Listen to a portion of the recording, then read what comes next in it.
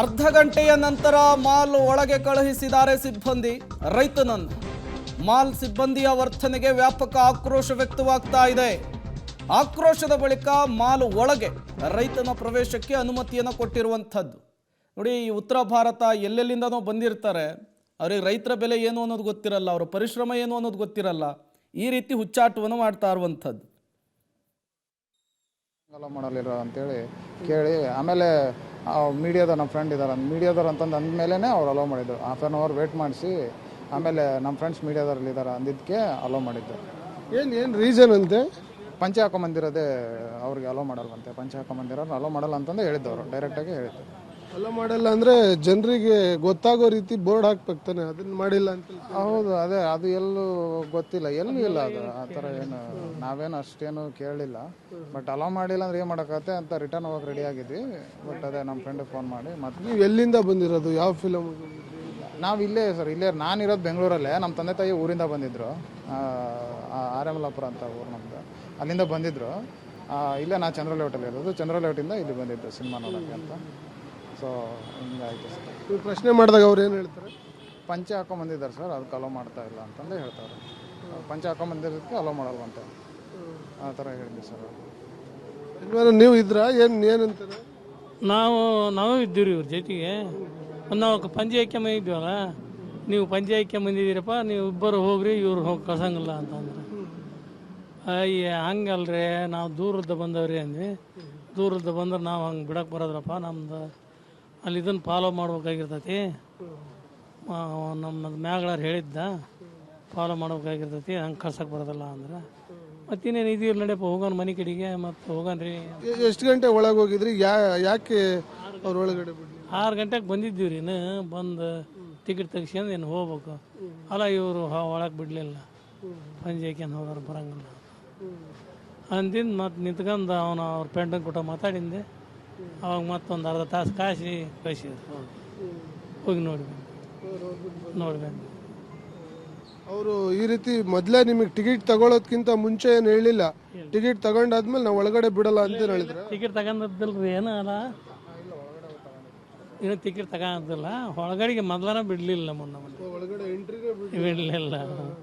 ಹಂಗಾಗಿ ಮತ್ತು ಇವ್ರು ಮಾತಾಡಿಂದೆ ಮತ್ತು ಅವರು ಹಿಂಗೆ ಒಂದು ಅರ್ಧ ತಾಸು ನಿಂತ್ಕೊಂಡ್ವಿ, ಕುತ್ಕೊಂಡ್ವಿ. ಮತ್ತು ಹೋಗೋದು ಆತ್ಮನೇಪ ಮನೆ ಕಡೆಗೆ ಅಂದ. ಯಾಕೆ ಜಿ ಟಿ ಮಾಲಲ್ಲಿ ಹಳ್ಳಿಯಿಂದ ಬಂದವರಿಗೆ ಪಂಚೆ ಹಾಕೊಂಡ್ ಬಂದಿರೋರಿಗೆ ಬಿಡಲ್ವಂತ? ಹ್ಞೂ ರೀ, ಹಳ್ಳಿಯಿಂದ ಬಂದವ್ರಿಗೆ ಅಂತ ಅಂದು ಅನ್ಲಿಲ್ಲ ಅವ್ರು. ಒಟ್ಟು ಜೋತ್ರ ಪಂಚಿ ಉಟ್ಕೊಂಬಂದವ್ರನ್ನ ಬಿಡಂಗಲ್ಲ ಒಳ್ಯಾಕ ಅಂತಂದು ಹೇಳಿದ್ರು. ಏನು ಸಮಸ್ಯೆ ಏನಂತೆ?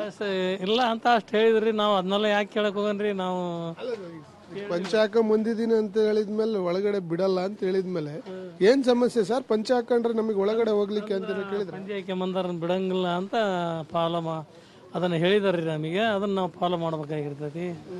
ಒಳಗದೇನು ಅಂಥದ್ದು ಕ್ಯಾಮ್ರಾ ಇರ್ತೈತಿ. ಪಂಚೆ ಹಾಕೊಂಡು ಒಳಗಡೆ ಬರಲ್ಲ ಅಂದ್ಮೇಲೆ ಯಾಕೆ ಏನು ಅಂತ ಏನು ಹೇಳಿಲ್ಲ ಅವರು? ನಾವು ಕೇಳಲಿಲ್ಲ ರೀ, ಅವ್ರು ಹೇಳಿಲ್ಲ. ಮತ್ತು ಇಷ್ಟ ನಮಗೆ ಸಾಕಾತ, ಮತ್ತು ಸುಮ್ಮ ಹೊಂಟಿದ್ವರ ಮನೆ ಕಡೆಗೆ. ಮತ್ತೇನು ಮಾಡಿದ್ರಿ, ಇಲ್ಲಿ ಬಂದು ನಾವೆಲ್ಲ ಹಂಗೆ ಅದು ಇದು ಅಂತ ಏನಾರ ಒಂದು ಕೇಳಕ್ಕೆ ಹೋದ್ರೆ ಮತ್ತೆ ಏನಾರ ಒಂದು ಶುರು ಅಂತ ಜಬರ್ದಸ್ತ್ ಮಾಡಿ ಕೇಳಬೇಕಾಯ್ತು. ಯಾಕೆ ಹಿಂಗೆಲ್ಲ ನಾವು ದೂರದಿಂದ ಬಂದಿದ್ದೀವಿ ಅಂತ ಕೇಳ್ಬೇಕಾಗಿತ್ತು ರೀ. ನಾವು ಕೇಳಲಿಲ್ಲ, ಅದನ್ನೆಲ್ಲ ಪ್ರಶ್ನೆ ಮಾಡಲಿಲ್ಲ. ಯಾಕೆ ವ್ಯಕ್ತಿಗೆ ತಗೊಂಡೇನು ನೋಡ್ರಿ ಸೈ ಎಲ್ಲ ಹೋಗೋಣ ನಡ್ರಿ ಅಂತ ಹೊಂಟಿದ್ವಿ ನಾವು. ಅಲ್ಲಿಂದ ಪಕ್ಷ ಬಿಟ್ಟು ಬಂದಿದ್ವಿ ರೀ. ಈ ದೂರದ್ದು ಬಂದದವು ಇಲ್ಲಿಗೆ. ಎಲ್ಲಿಂದ ಬಂದಿದ್ರು ಯಜಮಾನ್ರು? ನಾವು ರಾಣೆಬೆನ್ನೂರಿಂದ ಬಂದವ್ರಿ. ರಾಣೆಬೆನ್ನೂರು ತಾಲೂಕು ನಮ್ದು. ಅಲ್ಲಿದ್ದ ಬಂದದವು ಇಲ್ಲಿಗೆ ಇರ್ತಾಕ. ಮತ್ತು ಬಂದಿದ್ವಿ, 2 ದಿನ ಇರೋಣಪ್ಪ ಅಂತಂದು ಮತ್ತು ಹೋಗಿ ಬರೋಣ ನಡೆಯಪ್ಪ ಪಿಕ್ಚರ್ಗೆ ಅಂತ ಬಂದಿದ್ವಿ. ಇಷ್ಟನ್ರಿ ಇದು ಏನಲ್ಲ ಇನ್ನೇನು. ಹಂಗೆ ಮಾಡಿ ಅವರು ಈಗ ಬಿಡ್ಲಿಲ್ದಂಗೆ ಅರ್ಧ ತಾಸು ಕಾಯಿಸ್ಬಿಟ್ರು ಸುಮ್ಮನೆ. ಇದರಂತೆ ಮತ್ತು ನಮಗೆ ಆದಂಗೆ ಇನ್ನು ಯಾರಿಗಾರ ಹಳ್ಳಿಯಾರಿಗೆ ಬಂದವರಿಗೆ ಆಗ್ದಂಗೆ ಮಾಡ್ಬೇಕು, ಆಗಬಾರ್ದು ಅಂತ ಕೇಳೋದ್ರಿ ಅಷ್ಟೆ. ಅದಲ್ಲ, ಎಲ್ಲರೂ ತಂದೆ ತಾಯಿ ಬಂದಿರ್ತಾರೆ ರೀ, ನೋಡ್ಬೇಕನ್ನೋ ಆಸೆ ಇರ್ತದೆ. ಬೆಂಗಳೂರಿಗೆ ಹಾಕಿದ್ದೆ ನೋಡ್ಬೇಕು ಅನ್ನೋದೊಂದು ಆಸೆ ಇರುತ್ತೆ ರೀ. ಮತ್ತು ಅವ್ರಿಗೆ ಹಿಂಗೆ ಕಳಿಸ್ಯಾರ ಇವರು ಅಂತ.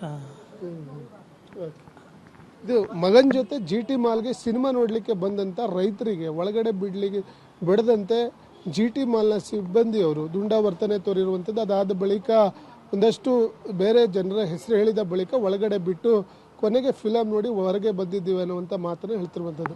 ಕ್ಯಾಮ್ರಾ ಪರ್ಸನ್ ಗೌತಮ್ ಜೊತೆ ನಾಗೇಶ್, ಪಬ್ಲಿಕ್ ಟಿವಿ, ಬೆಂಗಳೂರು.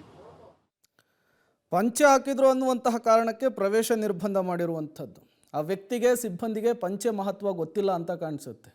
ಇದೇ ಪಂಚೆಯನ್ನು ಹಾಕೊಂಡಂತಹ ಮಣ್ಣಿನ ಮಗ ದೇವೇಗೌಡರು ದೇಶವನ್ನು ಆಳಿದರು. ಈಗ ರಾಜ್ಯವನ್ನು ಆಳ್ತಾ ಇರುವಂತಹ ಸಿದ್ದರಾಮಯ್ಯನವರು ಕೂಡ ಪ್ರತಿನಿತ್ಯ ಪಂಚೆಯನ್ನೇ ಹಾಕ್ಕೊಳ್ಳೋದು. ಪಂಚೆ ಏನಿದೆ ಅದು ನಮ್ಮ ಸಂಸ್ಕೃತಿ, ಕಲ್ಚರ್. ಅದರ ಗತ್ತು, ಗಮ್ಮತ್ತು, ಗೈರತ್ತು ಆ ಸಿಬ್ಬಂದಿ ಗೊತ್ತಿಲ್ಲ. ಅದನ್ನು ಫಸ್ಟು ತಿಳಿಸಿ ಹೇಳುವಂತಹ ಕೆಲಸ ಆಗಬೇಕಿದೆ.